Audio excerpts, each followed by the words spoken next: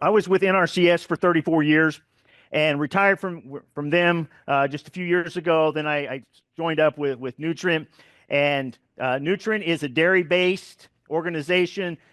We were founded by the dairy, and we're there to work with the dairies in dealing with just dairy-related types of things.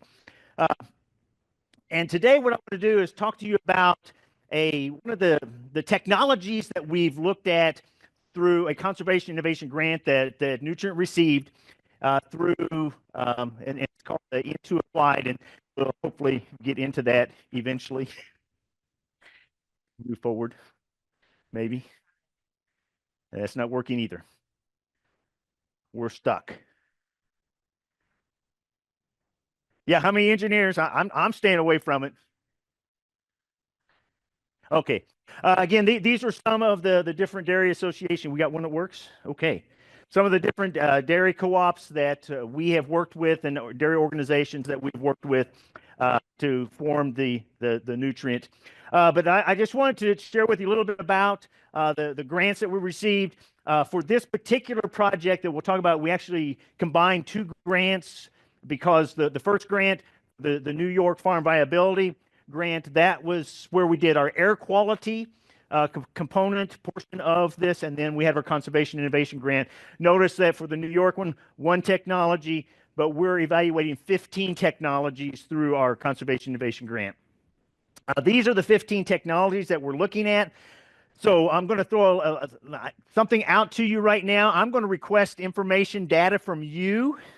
The last one that we're working on is this solid separation. We're putting together a little database.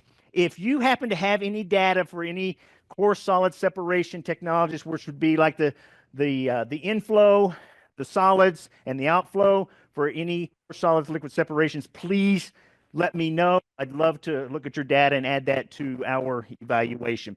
But as you can see, we've covered a whole gamut of different types of technologies. We've done these all over the country.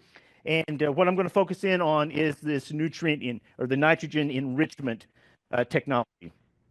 One of the things that we did through this is that Nutrient worked with Washington State University, and they modified the NRCS approach for the waste treatment 629 practice standard. And this is the process that we go through. We're going to evaluate nutrient fate. We are then going to make sure we have enough samples, and that's really a critical part of this. Our studies are either 15-week long studies or they're year-long studies, depending on the type of work that we're doing. We also look for third-party evaluators. So we typically work with universities, colleges, and individuals in putting these together. Then we look for trying to get these advanced technologies adopted by NRCS so that they can either develop a conservation practice standard or that they can include it into an existing standard. And finally, we want to get that into the potential for payment schedules so we can hopefully help producers implement these particular practices. Here's where this product or this particular operation was in New York. It started with an N, right? We were close enough. No. We worked with Cornell University they were our third-party evaluator on this. And we also worked very closely with the Into Applied company. Now, one of the things why we were looking at this technology is that we know animal manure is generally not in balance. Sorry, I'm going to walk around, folks, if you don't mind. Manure or animal manure in general is not in balance with what the crop needs. And we look at different ways of addressing that. And the typical way that we've done that is solid liquid separation.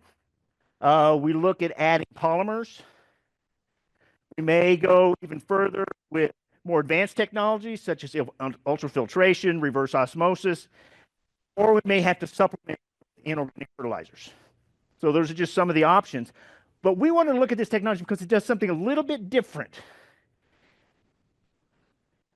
What we do in this one, we're actually going to be adding nitrogen to the waste stream. And it gets it in a much closer balance with what the crops actually need. So we're going to draw compressed air, just atmospheric air, into this unit.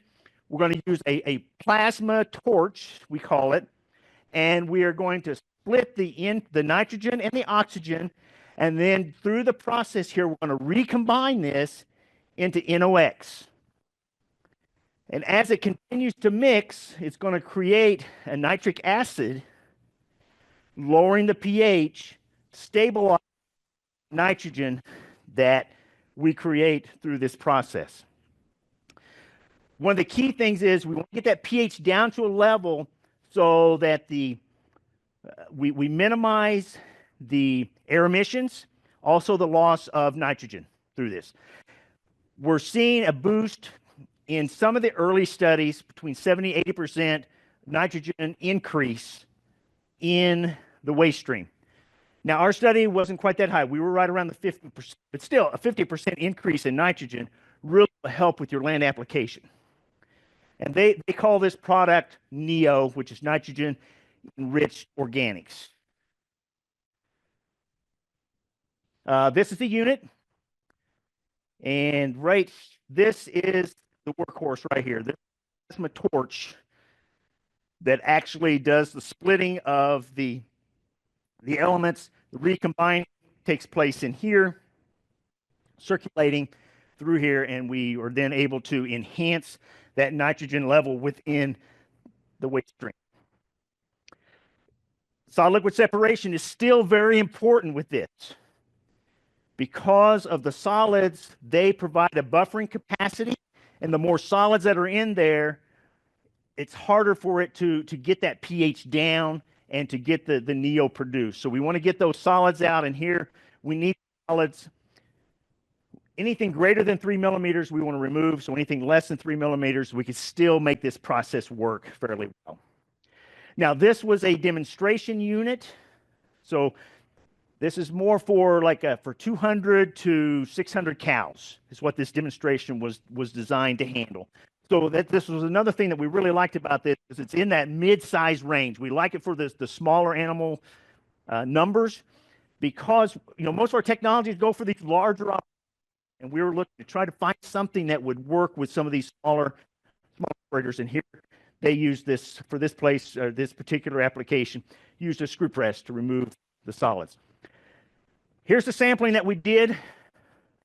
Okay, we had two studies going on.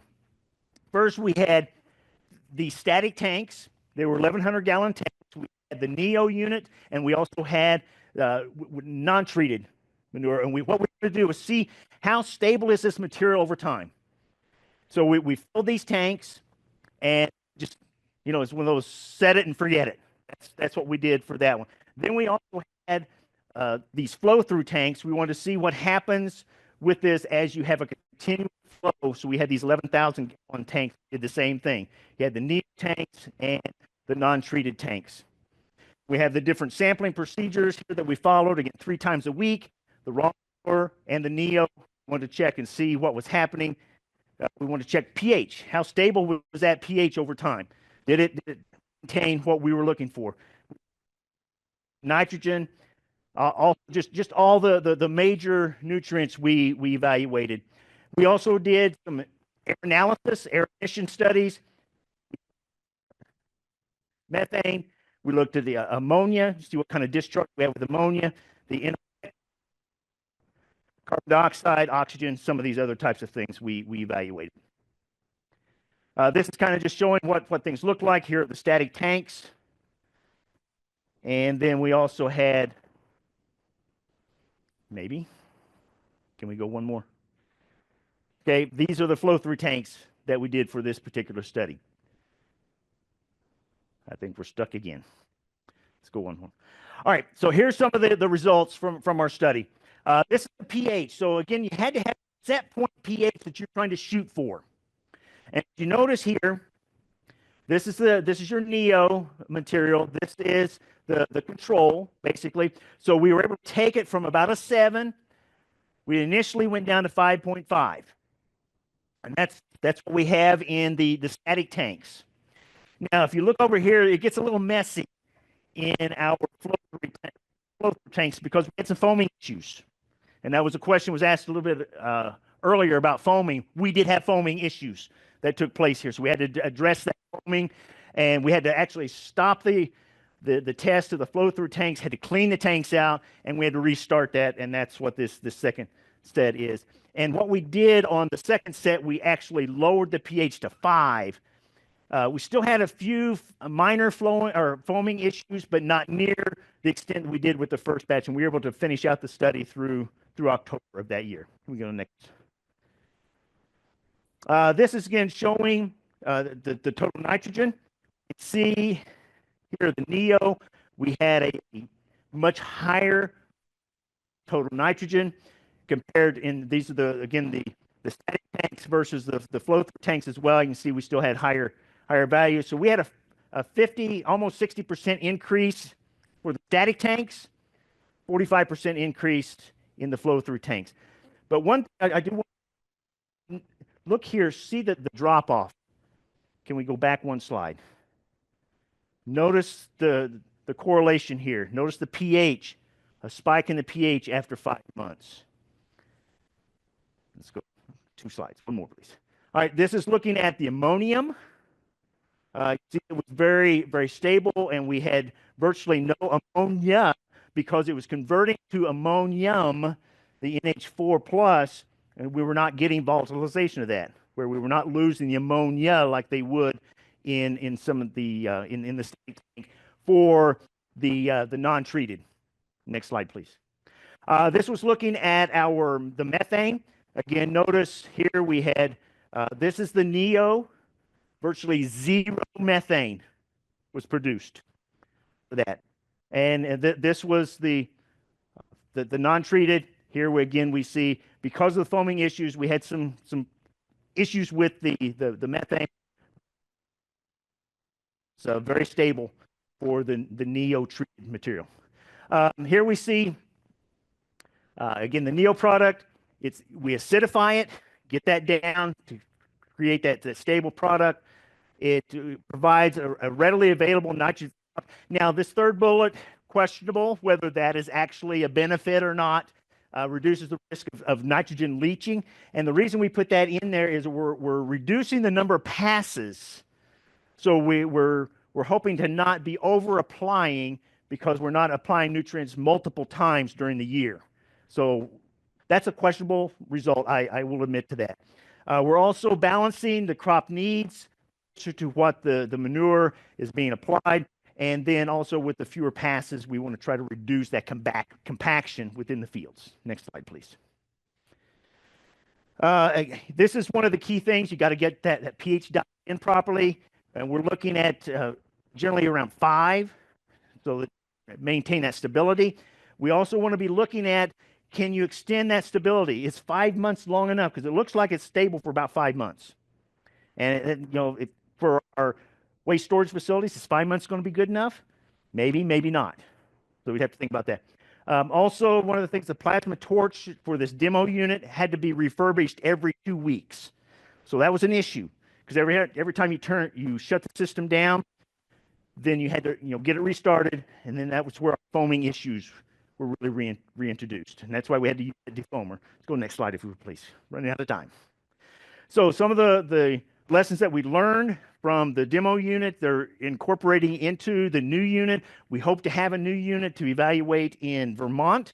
It's to come in 2025, the end of this year, so I'm hoping we'll have that unit to evaluate. We want to look at that long-term stability of the nitrogen.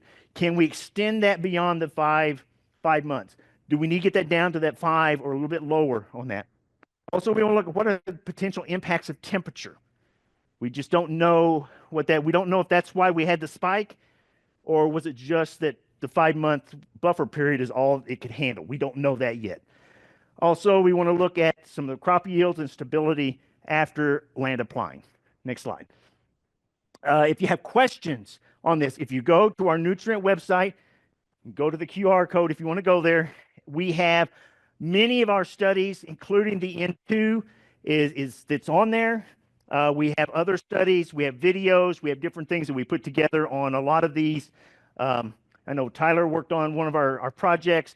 That's on there, and many of the other projects we have. We're supposed to wrap this up the end of September of this year. We hopefully will have all 15 of those on our website and within our CS. Next slide, please. If you have any questions, www.nutrient.com, and that will help you understand some of the different things. We have a solutions catalog, has over 500 technologies in there. It talks about additives, practices, services, technology. We have all that there for our dairy producers across the country. I think should be the last slide. Thanks to these folks, I'm done.